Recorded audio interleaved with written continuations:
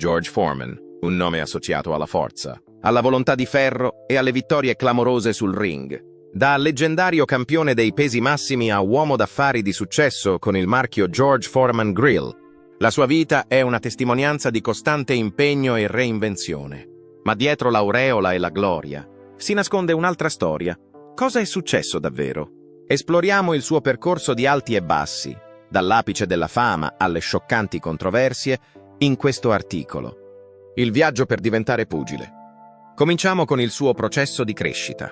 Quinto di 7 figli di una famiglia che faticava a sbarcare il lunario, nacque il 10 gennaio 1949 nella cittadina di Marshall, in Texas. La sua famiglia lottava per sbarcare il lunario, per mantenere la famiglia. Il padre, che lavorava per le ferrovie, e la madre, casalinga, si impegnavano molto. D'altra parte, i Foreman furono costretti a trasferirsi nel quinto rione di Houston, una zona dalle condizioni di vita difficili. Il giovane George era quello che doveva sopportare il peso maggiore delle difficoltà che affliggevano la vita nel quinto rione. Era un ragazzo alto con un temperamento burbero e usava il vantaggio della sua statura per proteggersi in un ambiente in cui essere il più forte era talvolta necessario per vivere. Erano le strade, tuttavia, che lo spingevano a sbagliare. George non aveva mai dato molta importanza all'istruzione e, quando era già adolescente, aveva completamente abbandonato gli studi. In alternativa, passava le giornate a fare azioni nei locali dove si giocava a biliardo. La sua vita fu segnata da turbolenze che lo trasformarono in un giovane uomo che sembrava destinato a un destino difficile. A casa c'era molta ansia. La difficoltà di George a mantenere un legame sano con i genitori, oltre allo stress causato dall'instabilità della situazione economica, lo costringeva spesso a rifugiarsi per strada. Le sue sparizioni si protraevano per giorni e giorni e lui rimaneva bloccato in un ciclo di sfida e sopravvivenza. A 15 anni, le prospettive di George appaiono desolanti. Non c'è istruzione, non c'è struttura e non c'è un modo evidente per condurre una vita migliore. Tuttavia, tutto cambia nell'anno 1965. George, che aveva problemi a trovare cibo e un posto dove vivere, si unì ai Job Corps. Nonostante fosse una scelta motivata più dal bisogno che dall'ambizione, finì per essere il momento decisivo della sua vita. Quando George fu trasferito in una struttura di formazione professionale in Oregon, si trovò a lavorare sotto la direzione di Doc Brodus, un supervisore che vide il potenziale che lui non aveva ancora pienamente realizzato. Brodus non solo vide la prestanza fisica di George, ma riconobbe anche una rabbia grezza che aveva il potenziale per essere trasformata in qualcosa di molto notevole. All'inizio George non aveva alcun interesse per la boxe. La sua preferenza era per la libertà che la sua esistenza caotica gli permetteva. Quindi era spaventato dalla disciplina che richiedeva. D'altra parte, qualcosa è scattato in lui quando ha iniziato ad allenarsi con Brodus. Alla fine, la boxe divenne per lui un mezzo per sfogare la sua rabbia e trasformare il suo malcontento in energia da incanalare. George non solo acquisì i principi di questo sport grazie alla guida di Brodus, ma iniziò anche a sviluppare aspetti di disciplina, struttura e senso dello scopo durante il periodo trascorso con Brodus. Da adolescente problematico a stella nascente del mondo del pugilato, George ha subito una notevole trasformazione in soli 3 anni. Quando saliva sul ring, era un avversario formidabile grazie alla sua potenza e ferocia intrinseca. Nel 1968, George aveva già gareggiato per gli Stati Uniti d'America alle Olimpiadi di Città del Messico. In quell'occasione, il pugile si esibì in una performance a dir poco spettacolare, che gli valse la medaglia d'oro nella categoria dei pesi massimi. Durante l'incontro, George Foreman sventolò con orgoglio una bandiera americana al centro del ring, e questa immagine divenne famosa. George non fu l'unico a uscire vittorioso. È stato il compimento di un cambiamento notevole che era in corso. Passando dalle strade di Houston al podio dei Giochi Olimpici, dimostrò che la sua storia non determinava il suo futuro. Quella medaglia d'oro era solo l'inizio del viaggio. Questo evento è stato il catalizzatore per l'ingresso di George nel mondo della boxe, dove avrebbe lasciato un'impronta indimenticabile. Tuttavia, quando la sua popolarità iniziò a crescere, le prove e gli ostacoli che avevano caratterizzato la sua prima vita continuarono a far parte della sua storia, ricordando la strada che aveva percorso. La fulminea ascesa alla fama di George Foreman subito dopo la spettacolare vittoria della medaglia d'oro alle Olimpiadi del 1968. Fu rapida e inarrestabile.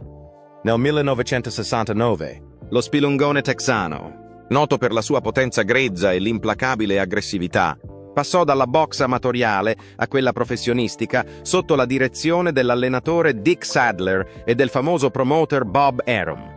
Non appena Foreman salì sul ring professionistico, fu impossibile negare la potenza che possedeva. Il suo primo incontro, che ebbe luogo il 23 giugno 1969, fu contro Don Waldelm e si concluse con una vittoria per KO. Fu il primo di molti incontri in cui Foreman avrebbe lasciato i suoi avversari sconfitti nonostante i suoi sforzi.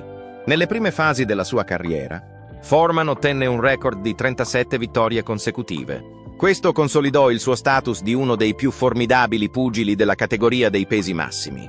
D'altra parte, non erano solo i suoi trionfi a catturare l'attenzione del pubblico, ma anche il modo in cui vinceva.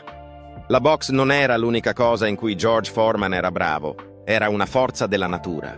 Grazie alla precisione con cui si muoveva, lasciava spesso i suoi avversari più esperti, sorpresi e sopraffatti. Di fronte al movimento di Foreman, pugili come George Chuvalo e Joe King Roman si perdevano perché incapaci di resistere alla sua forza. Nel gennaio del 1973, Foreman raggiunse il punto più alto della sua carriera professionale. Si affrontarono a Kingston, in Jamaica, in un incontro promosso come Sunshine Showdown. Joe Frazier era all'epoca il campione dei pesi massimi. Frazier, che non aveva mai perso un incontro ed era noto per la sua tenacia, era fortemente favorito. Ma Foreman aveva in mente altre cose. L'incontro fu a dir poco rivoluzionario. Nell'arco di soli 2 round, Foreman vinse su Frazier con il suo incessante flusso di movimenti, che alla fine portò l'arbitro a decretare la fine dell'incontro. Quando Foreman si affermò come nuovo campione del mondo dei pesi massimi, il corso della storia dello sport fu irrimediabilmente modificato. È impossibile dimenticare la memorabile immagine del commentatore Howard Cosell che urla. Questa immagine sarà a lungo associata alla carriera di Foreman. La presenza imponente di Foreman non finì qui. Riuscì a difendere con successo il suo titolo in 2 diverse occasioni, compresa una spettacolare vittoria su Ken Norton nel 1974. In cui vinse Norton 2 volte al secondo round. La sua reputazione di imbattibilità si rafforzò ad ogni incontro che disputava. I fan avevano l'impressione che fosse imbattibile, un mostro che non poteva essere sottomesso. Esperienza memorabile. La box, invece, non è solo forza, ma anche strategia. E l'enorme forza di Foreman si rivelò essere sia la sua arma più grande che il suo tallone d'Achille. Nella seconda parte dello stesso anno, Foreman gareggiò contro Muhammad Ali in un incontro che sarebbe diventato uno dei più famosi della storia del pugilato. Noto come Rumble in the Jungle. La battaglia, che si svolse a Kinshasa, nello Zaire, fu più di un semplice evento sportivo, fu uno spettacolo in tutto il mondo. Come campione che non aveva mai perso un incontro, Foreman era il favorito assoluto. Con la gioventù e la forza grezza di Foreman, Ali era ora considerato uno sfavorito. D'altra parte, Ali aveva una strategia. Ali utilizzò una tattica che in seguito fu definita rope-a-dope, che consisteva nell'appoggiarsi alle corde per assorbire i forti colpi di Foreman, risparmiando al contempo le proprie energie. In ogni single round, Foreman mostrò la sua caratteristica aggressività, ma Ali mantenne la calma per tutto l'incontro. Ali riuscì a vedere la sua apertura proprio quando Foreman cominciava a stancarsi. Nell'8º round, Ali sferrò una raffica di colpi che fecero cadere Foreman a terra perdendo l'equilibrio. Quando George Foreman perse il primo incontro della sua carriera professionale, fu un momento significativo. La sconfitta fu un momento decisivo non solo nella vita professionale di Foreman, ma anche in quella personale. Questo evento mise in ginocchio il campione e lo portò a dubitare della sua posizione nello sport che prima controllava. Nonostante ciò, Foreman continuò a vincere numerosi altri incontri. Una sconfitta che lo avrebbe accompagnato per molto tempo e che avrebbe avuto un impatto significativo sul tipo di uomo che sarebbe diventato negli anni a venire. Nel 1974 George Foreman sembrava invincibile, nonostante avesse solo 25 anni. Era il campione in carica dei pesi massimi. Aveva un record perfetto e una reputazione terrificante per la sua enorme forza. Oltre al dominio su Ken Norton, che ha ulteriormente consolidato la sua posizione di forza inarrestabile, La vittoria per Cole contro Joe Frazier lo ha proiettato in cima al mondo della box. La convinzione che chiunque, compreso Muhammad Ali, potesse vincerlo era estremamente bassa. Durant Rumble in the Jungle, che sarebbe diventato uno degli incontri più famosi della storia del pugilato, venne preparato il palco per l'incontro. Questo combattimento, che si svolse il 30 ottobre 1974 a Kinshasa, nello Zaire, oggi Repubblica Democratica del Congo, fu più di un semplice evento sportivo. Fu una sensazione che travolse il mondo intero. L'incontro, promosso da Don King, accese l'immaginazione di milioni di persone combinando lo spettacolo della competizione fisica con il significato politico e culturale dell'evento. Ali, una personalità venerata in tutto il mondo, si è presentato come lo sfavorito, che è diventato un simbolo di resilienza, mentre Foreman è stato rappresentato come la potenza inespugnabile. Quando la battaglia stava per iniziare, Foreman emanava un'aria di sicurezza, grazie alla sua straordinaria potenza e alla sua capacità di distruggere anche gli avversari più temibili. Si prevedeva che avrebbe trionfato su Ali, che si pensava fosse ormai fuori forma. D'altra parte, l'approccio di Ali rimaneva un mistero, mentre Foreman aveva dalla sua parte i vantaggi della giovinezza, della forza e dello slancio. Subito dopo l'inizio del combattimento, Foreman assunse il comando della situazione. Ali fu costretto a ritirarsi alle corde a causa dei suoi tremendi movimenti, che eseguì in pieno accordo con la sua storia. Ali, tuttavia, stava in realtà adottando un approccio deliberato, nonostante la sua azione sembrasse difensiva.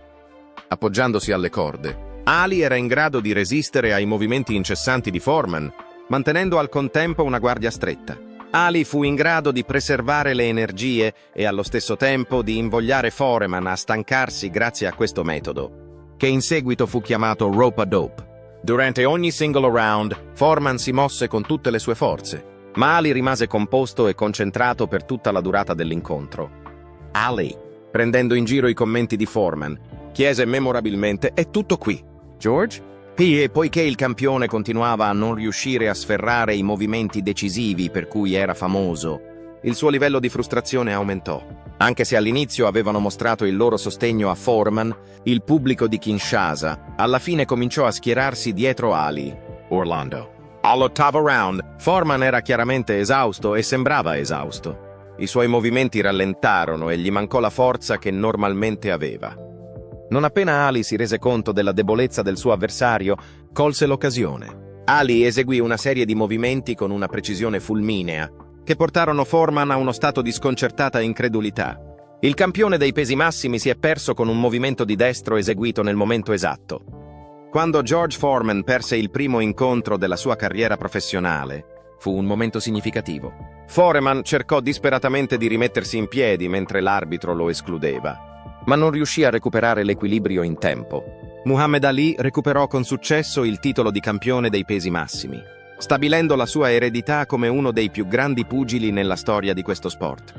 Foreman ha subito una grave perdita, non solo fisica ma anche emotiva. Quando salì sul ring, era un campione che non aveva mai perso ed era certo di essere imbattibile. L'esperienza della sconfitta di fronte a un pubblico internazionale gli fece vacillare la sua identità e cominciò a mettere in discussione la sua posizione nello sport della box.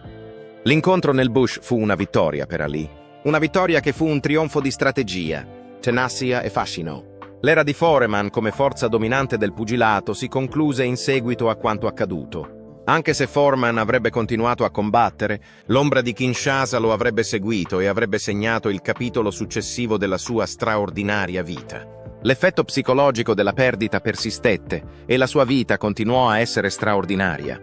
Il combattimento che George Foreman ebbe con Jimmy Young a Porto Rico nel 1977 fu il momento in cui la sua carriera prese una piega inaspettata e che cambiò la sua vita.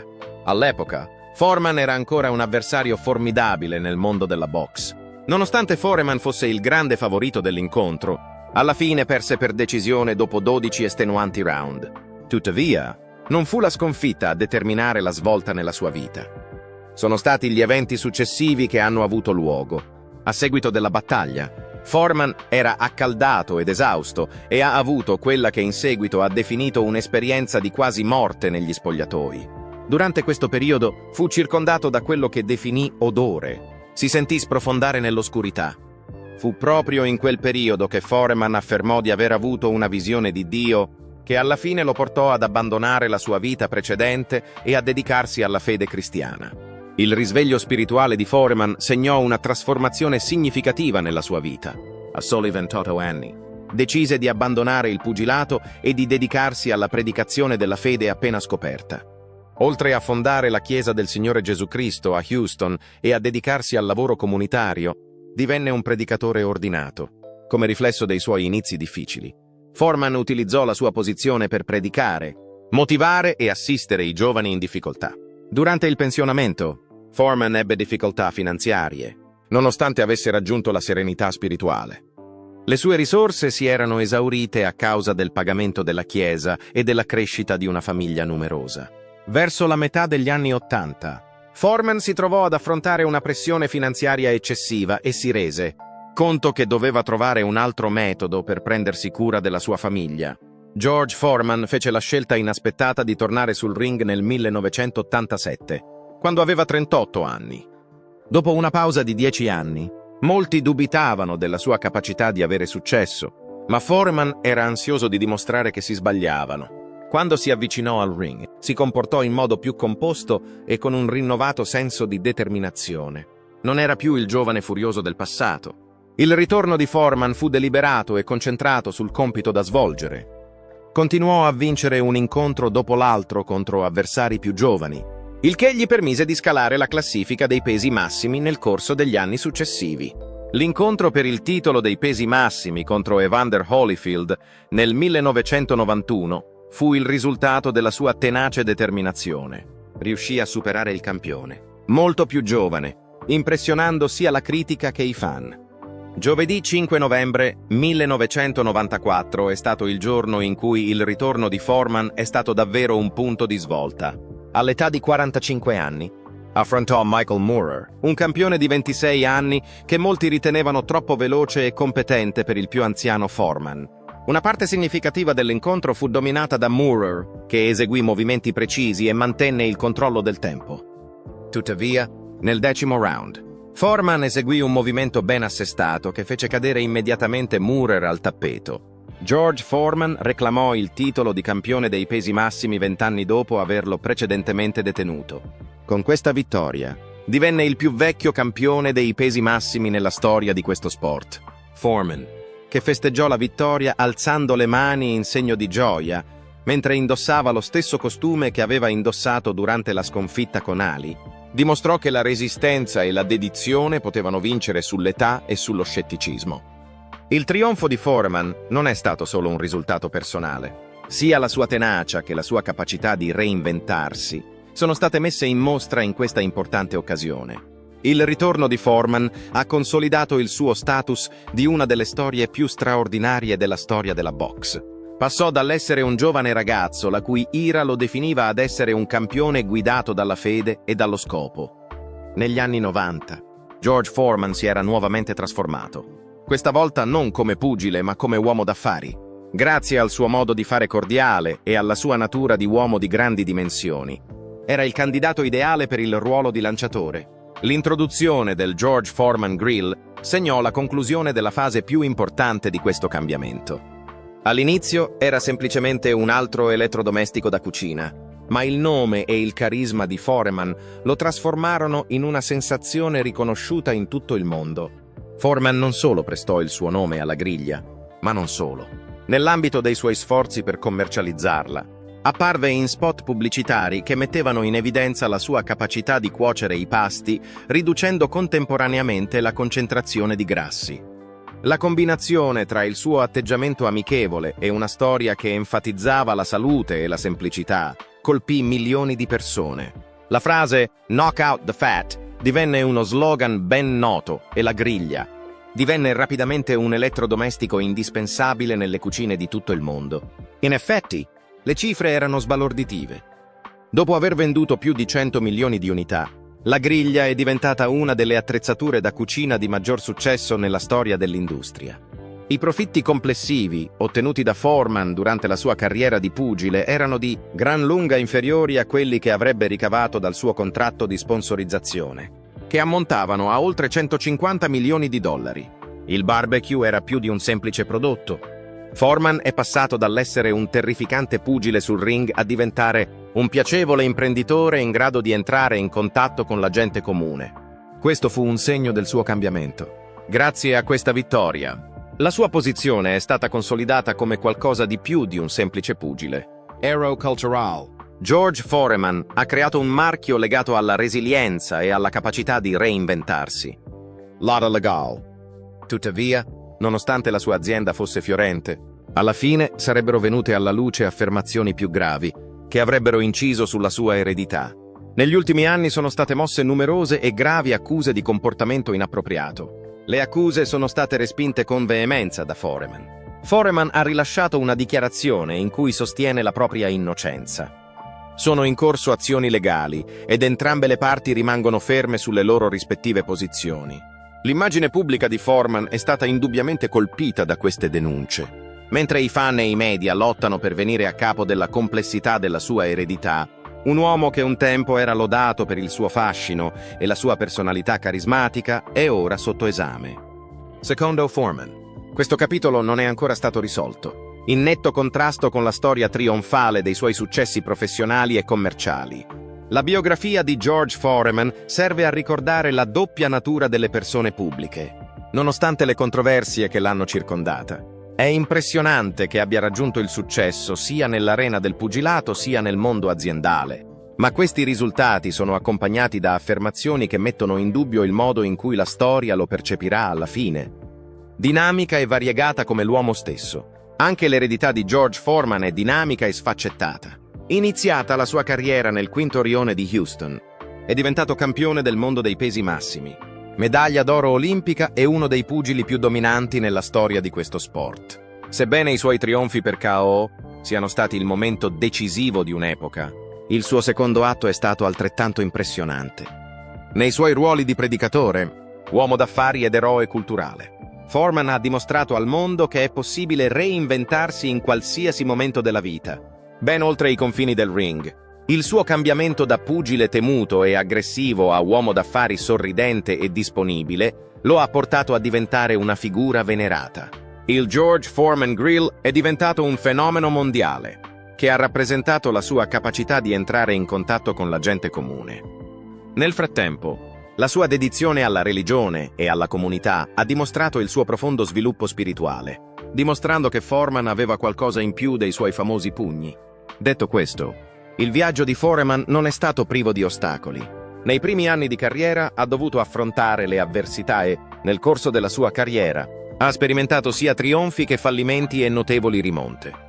In tempi più recenti, sono venute alla luce accuse di comportamento inappropriato, che hanno gettato un'ombra sulla sua reputazione. Nonostante Foreman abbia categoricamente respinto queste accuse, esse non sono state risolte, il che rende più complicato il modo in cui il mondo lo percepisce. La storia di Foreman è definita dalla sua tenacia e dalla sua capacità di trionfare sulle sfide, nonostante le controversie che lo hanno circondato. È un uomo che non ha mai smesso di reinventarsi, sul ring, sul pulpito o nella sala riunioni.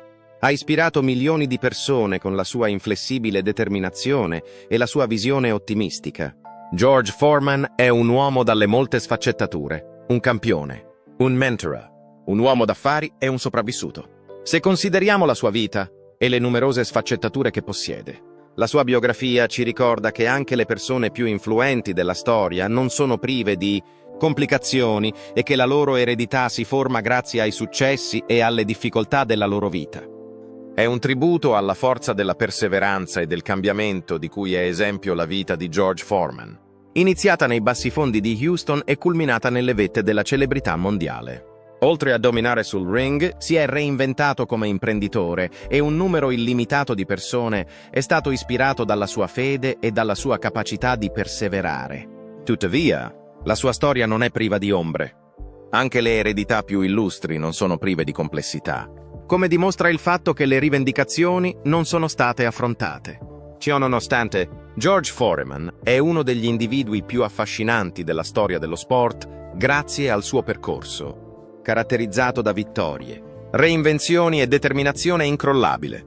La sua eredità continuerà per sempre, perché è stato un campione, un inventore e un guerriero. Il matrimonio e le transizioni nella vita. Come padre di famiglia, George Foreman ha avuto 5 matrimoni ed è padre di 12 figli. È una superstar della boxe dei pesi massimi, ma è anche un uomo di famiglia. Il suo matrimonio è un riflesso delle complessità e dei cambiamenti significativi che si sono verificati nella sua vita, a partire dall'apice della sua carriera atletica fino agli anni in cui ha dato priorità alla famiglia e all'azienda. Nel 1971 Foreman si legò per la prima volta a Dazaa. Adrienne Calhoun e il loro matrimonio durò fino al 1974. Questo era un periodo della carriera di Foreman in cui era all'apice del successo, avendo da poco vinto la cintura dei pesi massimi nel 1973. D'altra parte, la sua vita fuori dal ring non era così tranquilla come lo era all'interno. Dopo soli 3 anni di matrimonio, l'unione della coppia è stata rapidamente interrotta a causa delle esigenze della vita da celebrità e di un programma rigoroso. Michie Foreman, la figlia della coppia, ha continuato a condurre una vita solitaria e a fare solo sporadiche apparizioni in pubblico dopo che la coppia ha avuto un figlio. Foreman ha sposato Cynthia Lewis nel 1977, 2 anni dopo il divorzio con Adrienne, avvenuto 3 anni prima. Cynthia era una reginetta di bellezza e all'inizio la loro relazione ottenne molta attenzione da parte dei media. Nonostante ciò, il matrimonio finì presto nel 1979 e non ci furono figli. Nel corso di questo periodo Foreman attraversò importanti transizioni di vita, soprattutto dopo la sconfitta contro Muhammad Ali nel 1974 nel leggendario incontro The Rumble in the Jungle e la decisione di ritirarsi dal ring nel 1977. Con il progredire della sua vita, iniziò a indagare molti aspetti della spiritualità e delle idee religiose, che portarono a un graduale cambiamento di orientamento. Nel 1981 Foreman si è sposato con Sharon Goodson. Nonostante l'apparenza fosse perfetta, la coppia si trovò rapidamente in una situazione difficile. Sharon non era abituata alle rigorose esigenze della routine di allenamento di Foreman, né allo stile di vita di un pugile famoso. Il loro matrimonio durò appena 1 anno e non ebbero figli. Dopo 1 anno, nel 1982, Foreman si è sposato con Andrea Skeet. La stabilità di questo matrimonio era leggermente superiore a quella dei suoi matrimoni precedenti. Durante la loro relazione, la coppia ha dato alla luce 2 figli, Freda Foreman e George Foreman III. Si pensava che Frida avrebbe seguito le orme del padre, entrando nel mondo della boxe professionistica. Tuttavia, partecipò solo per un breve periodo di tempo prima di prendere la decisione di abbandonare lo sport nel suo complesso. È morta nel 2019 all'età di 42 anni. Un evento triste e sfortunato. Durante questo periodo, anche George Foreman III ha perseguito una carriera nella boxe, ma alla fine è diventato un prospero uomo d'affari nel campo dello sport e della salute. Nel 1985, il matrimonio con Andrea è giunto al termine, nonostante abbiano avuto dei figli insieme. Nel 1985, quando Foreman si legò a Mary Jo Martelli, si verificò una svolta significativa nella sua vita. Fino alla fine della sua vita, rimase sposato con questa donna, il che lo rese il suo matrimonio più lungo e stabile. Mary Jo Foreman non era solo sua moglie, ma era anche la sua compagna nelle iniziative commerciali e nelle attività di beneficenza in cui era coinvolto. La coppia ha avuto in totale 5 figli, tra cui 2 bambine adottate. La famiglia è sempre stata la cosa più importante per Foreman e Mary Jo è stata colei che lo ha aiutato a trovare un equilibrio tra la sua vita professionale e quella personale. Foreman sottolineava costantemente l'importanza della famiglia.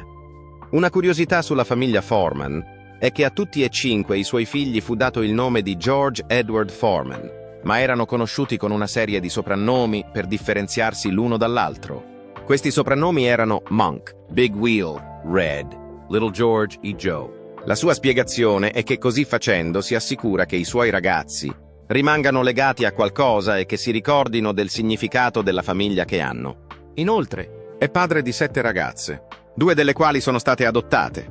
Queste figlie si chiamano Natalia, Leola, Isabella e Courtney. Durante tutta la sua vita, Foreman ha sempre considerato la sua famiglia come la base più essenziale della sua esistenza. Indipendentemente dal fatto che fosse un grande pugile, un uomo d'affari di successo o un missionario, non ha mai mancato di trovare il tempo per la sua famiglia, che comprendeva moglie e figli.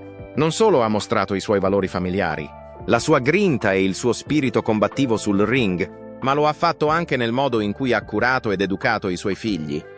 La sua vita è una dimostrazione di resistenza, reinvenzione e crescita continua. È passato dall'essere un campione di pugilato a essere padre di 12 figli, fino a diventare una leggenda commerciale con il George Foreman Grill.